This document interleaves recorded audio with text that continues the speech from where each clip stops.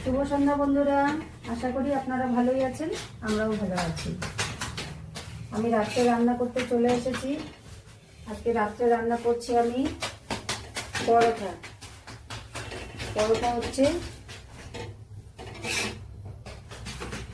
পরোটা করছি আর করে নিয়েছি পনিরের সবজি।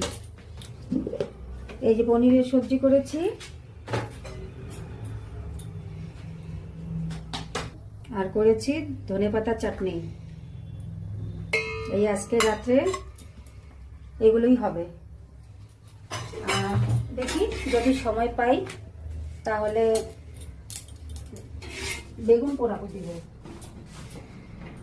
আসলে বেগুন তো এমনি দিনে পোড়ানোই যায় না, বাচ্চাদের জন্মবার থাকে, তারপরে বৃহস্পতিবারে তো পোড়ানোই যায় না, বৃহস্পতিবার রবিবার এই দিনগুলোতে তো পোড়ানো যায় না। ওই শনি মঙ্গলবার অ্যাকচুয়ালি আমাদের কারো জন্মবারও নেই আর এমনিতে কোনো দোষও নেই। এই জন্য শনিবার মঙ্গলবারেই বেগুনটা বেশিরভাগই পোড়াই।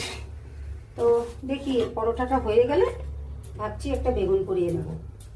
বেগুন পুড়িয়ে আজকে নিরামিষের দিন তো একটু ভালো লাগবে। চাটনি, ধনেপাতার, বেগুন পোড়া আর একটু পনিরের সবজি এই দিয়েই আজকে দেবো খাতে।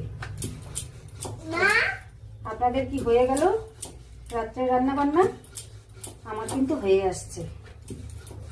আর ঠান্ডাও পড়েছে, এত ঠান্ডা পড়েছে না, তো একটু সকাল সকাল করে নিই, রান্নাটা করে বসে থাকবো।